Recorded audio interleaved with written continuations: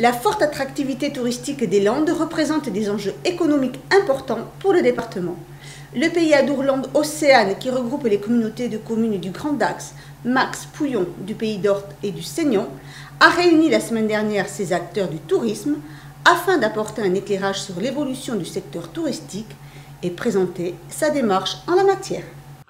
Le pays Adour-Landes Océane est le premier territoire touristique du département des Landes en termes de fréquentation, une intercommunalité qui se caractérise par une cohésion géographique et touristique. Je pense que quand les gens se déplacent, y compris sur le Grand Dax ou sur la côte atlantique, ça ne suffit pas, je dirais, à remplir un séjour complet.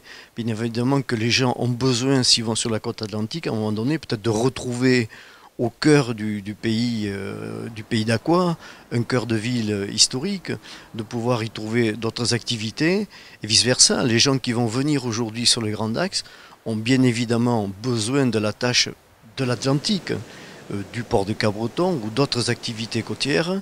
On a besoin également d'espace, avec, je dirais aujourd'hui, toutes les pistes cyclables aujourd'hui qui existent sur le département. Donc je dirais que l'offre complète aujourd'hui offerte aux touristes et également, je dirais, aux curistes qui viennent sur notre territoire, c'est tout un ensemble. C'est tout ce dispositif aujourd'hui qui va faire que notre région sera encore plus attractive parce qu'elle sera complémentaire. Et pour la rendre encore plus attractive, le pays se tourne vers l'écotourisme. Il me semble très important de conserver ce territoire, de le faire reconnaître et de ne pas trop le modifier. Donc il faut qu'il reste durable, je dirais, y compris avec l'activité touristique aujourd'hui qui grandit et qui va grandir encore dans les années à venir. Sur ce sujet, le directeur de l'Office du tourisme du Seignan est venu présenter la démarche mise en place depuis 2008 sur sa communauté de communes, une vraie démarche responsable qui vise à protéger l'environnement et non un effet d'annonce pour attirer les touristes écolos. Nous, dans l'idée, on voulait d'abord faire le ménage chez nous, si je puis dire. Et avant de communiquer et d'afficher nos engagements, déjà mettre en place une batterie de mesures concrètes, donc, et pas forcément axée sur la communication.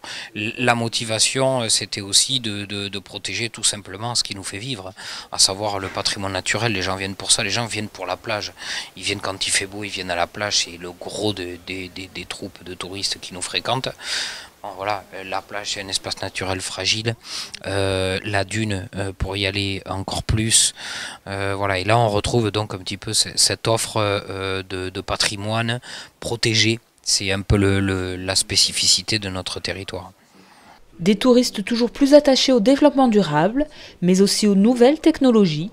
De plus en plus de vacanciers réservent en ligne et préparent leur séjour via Internet, un autre enjeu pour le pays à l'eau, qui va se lancer dans un diagnostic numérique du territoire en envoyant 2 questionnaires en ligne, un pour les offices de tourisme, le second pour les prestataires. Voilà, c'est de faire un diagnostic numérique du territoire en termes, on va dire, d'utilisation du web, de la pratique Internet et également des différents outils qui sont développés au sein des structures. Puisque certaines structures ont une utilisation, on va dire, basique du web avec peut-être une simple adresse mail, mais d'autres structures vont aller plus loin avec des sites internet plus ou moins évolués et également des outils tels que les réseaux sociaux en étant présents sur Facebook, sur Twitter et l'utilisation également d'outils de partage de contenu tels YouTube, Picasa, Flickr. Au final, le pays à l'eau souhaite mettre à niveau tous les acteurs du tourisme du territoire pour une meilleure visibilité sur le net et une plus grande attractivité.